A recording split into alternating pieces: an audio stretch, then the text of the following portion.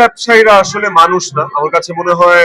যারা পানি দরকার পানির দাম বাড়িয়ে দিচ্ছে, রিক্সা ভাড়া বা ইমার্জেন্সি ভেহিকেল সেখানে উল্টাপাল্টা দাম হাঁকাচ্ছে, এরা আসলে মানুষই না। আমার কাছে মনে হয় যে এরা মানুষের কাতারে পড়ে না।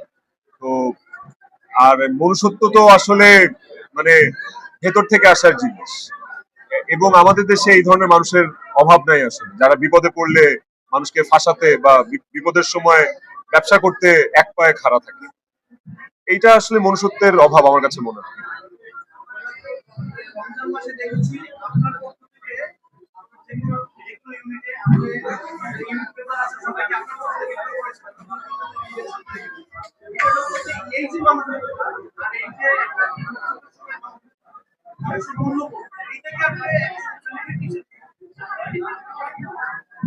আমার কাছে মনে হয় যে আমি আমি যখন শুটিং করি, আমার সাথে যখন একটা পুরো ইউনিট শুটিং ইউনিট থাকে, এরা আমার ফ্যামিলির চেয়ে কম না। এরা আমার মা বাবা ভাই বোন আমার সন্তান আমার ওয়াইফ কারো চেয়ে কম না। কারণ আমি তো 12 ঘন্টা ওদের সাথেই থাকি।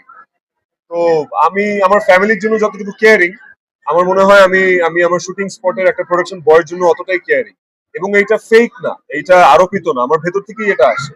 এন্ড আমার সাথে বা আমার ঘনিষ্ঠ যারা যারা আমার সাথে ওতপ্রোত ভাবে মেশে, তারা জিনিসটা খেয়াল করে I guess। এবং ওরাও আমার সাথে একমত হবে। ওকে, থ্যাংক ইউ।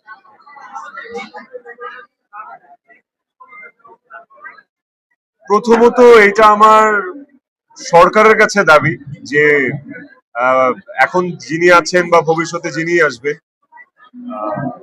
এইরকম একটা ঘনবসতিপূর্ণ শহরের উপরে আসলে প্রশিক্ষণ জোনটা না বানানোই বেটার, বা এটাকে শিফট করা যায় কিনা কোনোভাবে। কারণ অলরেডি 2025-এর এখন অর্ধেক অলমোস্ট বা অর্ধেক হয়ে যাচ্ছে। এই পুরো বিশ্বেই এই এই বছরটা আমার মনে হয় প্লেন দুর্ঘটনা বা এয়ার ক্রাশের জন্য অনেক বেশি আমরা আমরা লক্ষ্য করছি যে অনেক বেশি এয়ার ক্রাশ হচ্ছে। সো একটু সচেতন হই আমরা, আর এই ট্রেনিং ট্রেনিং এগুলো একটু বাইরে নিয়ে গেলে better I guess. Thank you, thank you.